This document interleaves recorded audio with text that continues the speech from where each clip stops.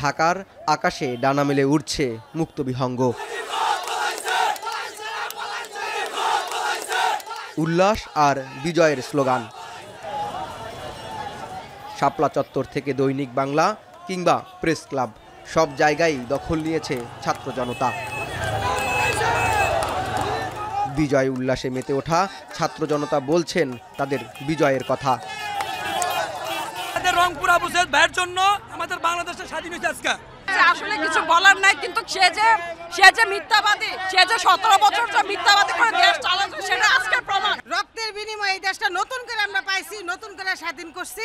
এই জন্য আমরা ঘরে থাকতে পারি না, রাস্তা বেরিয়ে আসছি। কেউ বা উল্লাস করছেন রিক্সা, ভ্যান, মোটরসাইকেল যাত্রায়, আবার আনন্দে কেউ বা খুঁজছেন মিষ্টির দোকান। দেখলাম যে শেখ হাসিনা পদত্যাগ করে দেশ থেকে পালাইছে, তখন আমি আবার নিচের ফ্লোরে মাহফুজের বাসা মাহফুজে ডাক দিলাম, ভাইয়া কই তাড়াতাড়ি মিষ্টি দোকান, কিন্তু মিষ্টি শেষ হয়ে যায়, মিষ্টি পাবো না। আমি কি করলাম, দৌড়ে চলে আসলাম মনে করেন মানিকনগর বিশ্ব রোডে। আইসা আমি মিষ্টি দোকান বন্ধ, আইসা থেকে সব কারফিউর কারণে মিষ্টি দোকান বন্ধ। নাগরিকদের ভাবনায় জুলুম আর বৈষম্যহীন সমাজ।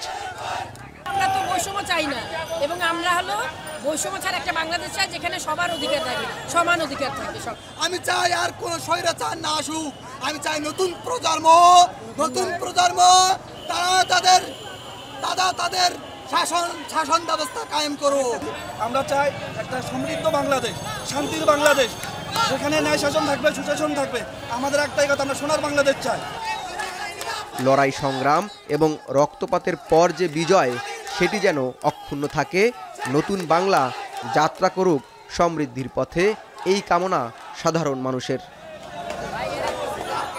জাওয়াদ মাহমুদ, এখন, ঢাকা।